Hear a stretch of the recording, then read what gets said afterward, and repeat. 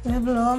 Ada dua gadis remaja yang sedang membuat konten di channel mereka. Mereka berdua sering membuat konten ASMR.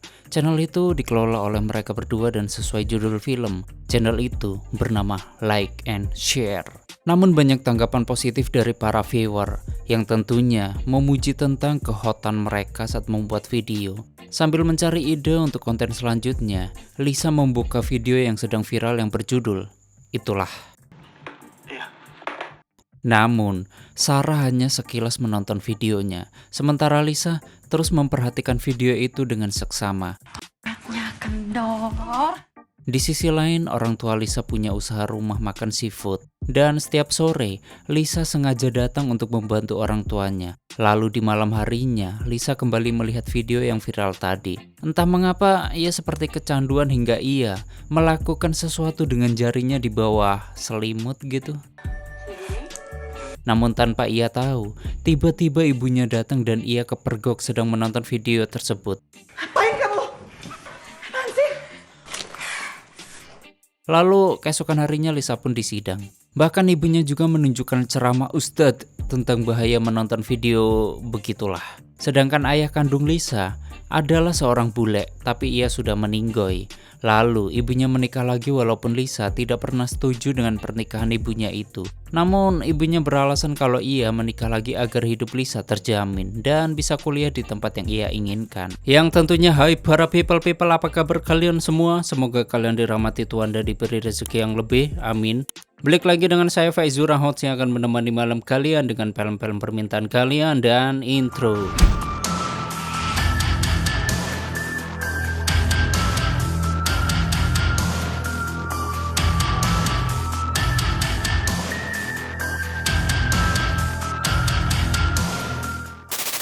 Selamat datang di channel Zura 14 dan selamat menonton. Lisa kemudian menceritakan kejadian itu pada sahabatnya. Gue ketangkep nonton. Gak lucu, gue disidang sama nyokap.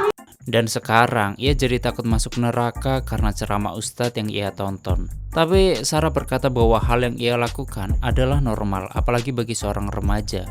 Oh normal. Oke. Ya, kita lakuin apa yang kita mau lakuin. Mereka kemudian kembali membuat konten ASMR. Sebenarnya alasan awal mereka membuat konten itu adalah untuk dinikmati sendiri. Karena mereka merasa rileks saat mendengar video ASMR dan membuat mereka mudah tidur. Mereka berdua punya rencana bahwa setelah lulus SMA akan kuliah bareng di Bali. Namun Mama Lisa tidak setuju karena sebenarnya ia kurang suka Lisa berteman dengan Sarah.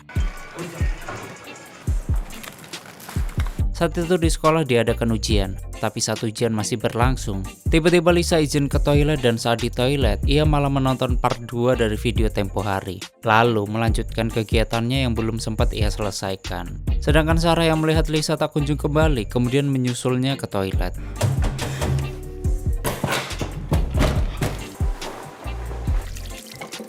Sarah yang merasa sahabatnya sudah kecanduan, kemudian memberitahu abangnya untuk membantu mencari solusi untuk Lisa. Lo nonton juga? Sejak kapan ada peraturan gender yang gak boleh nonton? Hah? Pacar abangnya pun menyarankan agar mereka berolahraga, agar pikiran Lisa bisa teralihkan dari video itu hingga Sarah mengajak Lisa bermain sepatu roda. Di sana Sarah juga sekalian menasehatinya, yaitu agar tidak selalu sering menonton video begituan agar tidak kecanduan. Ini gak kecanduan. Gue pulang duluan. Waktu di perjalanan pulang, Sarah sempat merekam dirinya yang sedang bermain sepatu roda. Lalu tiba-tiba, ada seorang pria yang menghampiri dan bersedia merekamkan video itu untuk Sarah. Kevin juga mengajak Sarah untuk bergabung dengan klubnya dan itulah awal perkenalan mereka. Mau gabung? Suatu waktu mereka berdua pergi mencari barang untuk kebutuhan konten. Saat di sana, Lisa melihat pelayan di toko itu dan ia tidak bisa mengalihkan pandangannya. Karena ia merasa bahwa pelayan toko itu adalah pemeran wanita di video yang viral itu. Itu tadi si cewek tapi jatuh. Lisa bahkan mengikutinya sampai ke masjid untuk meyakinkan dirinya sekaligus sahabatnya. Dan sekarang, Lisa benar-benar yakin kalau memang dialah orangnya. Bener kan gue? Kita ceritakan sedikit tentang Sarah saat ini. Para pemirsa, Sarah tinggal bersama abangnya dan juga pacar abangnya. Ayah dan ibunya meninggoy karena kecelakaan. Saat itu juga abangnya memberitahu bahwa mereka akan pindah ke Sydney. karena pacarnya dapat beasiswa S2 di Sydney. Tapi Sarah berkata kalau dia nggak mau ikut karena janjinya dengan Lisa yang akan kuliah bareng di Bali. Lisa lagi. Jadi seharusnya abang bikin rencana sama aku dulu baru sama Mbak Bima. Lalu, Sarah pergi berolahraga ke klubnya Kevin. Saat itu juga Kevin mengajaknya untuk berkencan sekalian mengenal lebih dekat diri masing-masing. Dari pendekatan itu, Sarah melihat Kevin adalah pria yang baik dan sopan. Dan dari sana mereka mulai dekat dan Sarah mulai menaruh hati padanya. Sarah kemudian mengenalkan pada Lisa. Tapi selama di sana, Lisa terlihat tidak suka melihat hubungan mereka. Kau masih perlu nonton ASMR walaupun udah ada aku. Keesokan harinya Lisa kembali memata-matai pameran wanita di video itu. Saat itu, ia mengajak Lisa bergabung dengan kursusnya. Lisa pun setuju dan mulai mengikuti kursus tersebut. Vita kemudian membimbingnya tanpa peduli kalau tujuan Lisa adalah untuk memata-matainya. Vita juga mengajarkan tentang fermentasi ragi. Lisa kemudian membuat ragi miliknya dan ia menuliskan nama mendiang ayahnya. Apa aku? Namun keesokan harinya Lisa melihat toples itu tidak lagi berada di sampingnya, yang ternyata ibunya sudah mencucinya karena mencium baunya yang sangat menyengat. Akibat hal itu mereka pun sempat bertengkar hebat. Sementara saat itu Sarah diajak Kevin ke hotel hingga di malam harinya mereka hampir melakukannya. Aku pipis dulu ya. Namun semua itu tertunda karena Kevin ditelepon oleh bosnya dan diminta menyelesaikan pekerjaannya. Singkat cerita, suatu hari mereka bertiga pergi bersama. Tapi selama perjalanan itu, Lisa terlihat tidak suka dengan kedekatan Kevin dan sahabatnya. Apalagi ia sampai diacukan dan ditinggal sendirian. Keesokan harinya ia kembali dibuat kesal karena Sarah memintanya untuk mengambil foto bodinya yang rencananya akan ia kirimkan untuk Kevin. Lisa pun berusaha memberitahu tentang kecurigaannya kalau Kevin hanya memanfaatkan Sarah. Apalagi perbedaan umur mereka yang sangat jauh. Yang dimana Kevin sudah berumur 27 tahun sementara Sarah masih jalan 18 tahun. Lo 17, lo masih SMA, dia udah kerja. Namun Sarah harus mengacukannya dan saking kesalnya, Lisa menggunakan HP Sarah untuk mengambil foto badannya dan mengirimkannya ke Kevin. Tapi tanggapan Kevin di luar perkiraan Sarah. Karena sebelumnya Sarah merasa bahwa Kevin adalah pria yang sangat sopan. Kevin kemudian meminta maaf dengan berbagai alasan. Hingga akhirnya Sarah pun luluh dan memaafkannya. Aku salah. Enggak. Esok harinya adalah hari ulang tahun Sarah ke-18. Dan Kevin berjanji akan membuat hari itu sebagai hari yang tidak akan pernah Sarah lupakan. Besok aku 18, kamu ingat kan? Dan aku akan bikin 18 kamu tak terlupakan. Hingga keesokan harinya, Kevin merayakan hari ulang tahun Sarah di kamar hotel. Tak berselang lama, Kevin mulai merayu Sarah. Sedangkan Sarah yang merasa pacarnya tak lagi sopan berusaha melawan sekuat tenaga. Tapi, mungkin semua sudah terlambat sejak Sarah masuk ke kamar hotel. Keesokan harinya teman-teman sekolahnya juga merayakan ulang tahun Sarah. Namun dari raut wajahnya Sarah, dia tidak terlihat bahagia sama sekali. Lisa yang penasaran pun mulai menginterogasinya. Apalagi ia mengetahui bahwa Sarah mengakhiri hubungannya dengan Kevin tanpa alasan yang jelas. Ia juga melihat Sarah kesulitan bergerak karena sakit di perutnya. Mau diapain sama Devan? Setelah interogasi yang cukup panjang, Sarah pun akhirnya jujur tentang kejadian kemarin. Termasuk saat Kevin memaksanya walaupun ia sudah menolak dan mencoba melawan. Namun Sarah menolak kalau perbuatan Kevin itu disebut sebagai pemaksaan. Sementara dari ceritanya, Lisa menyimpulkan demikian hingga mereka pun bertengkar kembali. Udah, nggak usah dibahas lagi, oke? Keesokan harinya Sarah sengaja menemui Kevin untuk mengakhiri hubungan mereka. Namun Kevin terus menolak lalu akhirnya ia pun mengancam dan memberitahu bahwa ia punya foto dan rekaman mereka kemarin. Dengan ancaman itu Kevin kemudian mengajaknya untuk melakukannya sekali lagi. Sekali lagi aja.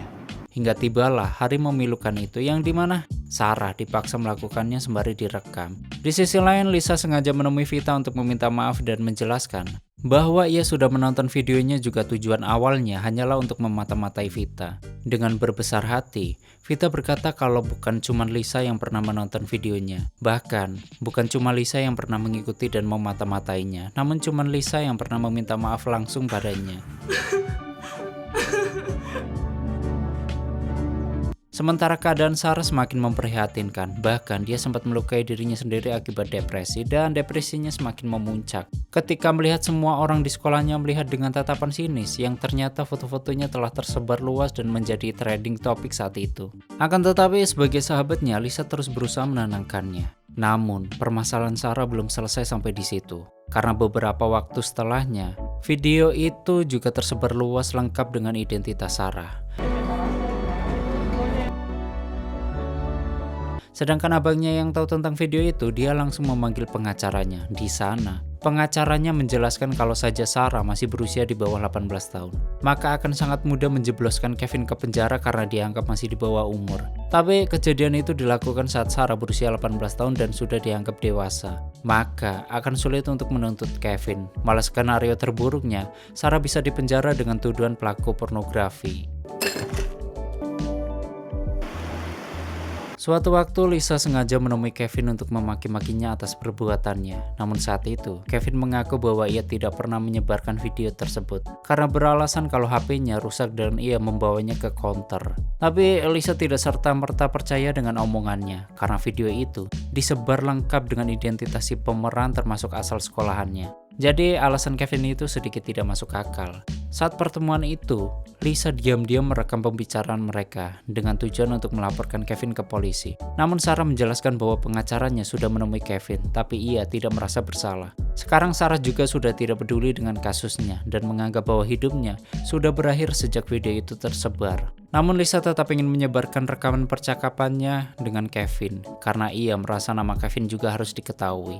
Vita kemudian berkata kalau Lisa harus meminta izin dulu dari Sarah untuk melakukannya. Sebagai orang yang pernah terlibat kasus yang sama, Vita sudah merasakan bagaimana namanya hancur dengan seketika. Ia juga pernah melaporkan kasusnya tapi prosesnya sangat ribet. Bahkan, Vita diminta menunjukkan tubuhnya untuk dicocokkan dengan video yang tersebar sama seperti yang lain.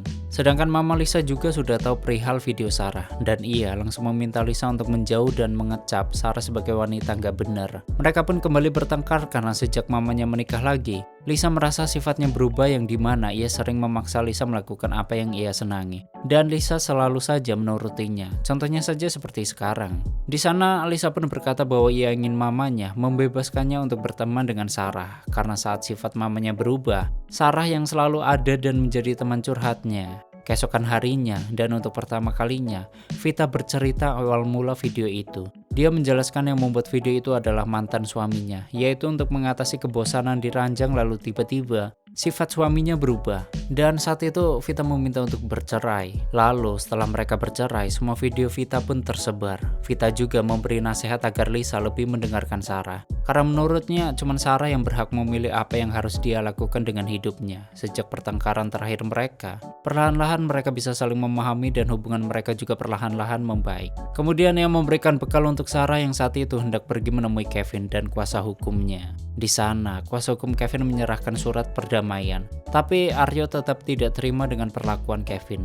Kevin juga beralasan kalau bukan dia yang menyebarkan video itu dan videonya tersebar setelah ia memperbaiki HP-nya. Kuasa hukumnya juga menganggap kalau Sarah sudah cukup dewasa, yaitu untuk memikirkan resikonya masuk ke kamar hotel berdua bersama pria. Juga disertai dengan bukti foto-foto mereka yang tidak terlihat pemaksaan sama sekali. Setelah pertemuan itu, Vita berusaha menyemangati atas masalah yang sedang Sarah alami yang juga pernah Vita rasakan.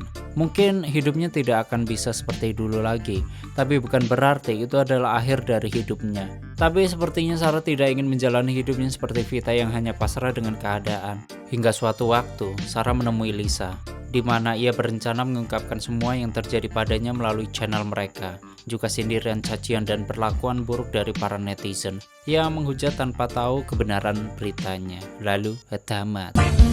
Saat ini aku sedang berjalan-jalan ke masa depan. Oke, seperti itulah story filmnya. Bagaimana menurut kalian dengan film ini?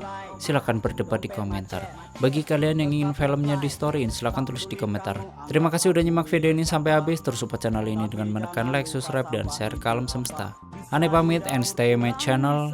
Jangan kemana-mana, sampai ketemu lagi di video selanjutnya. Bye-bye.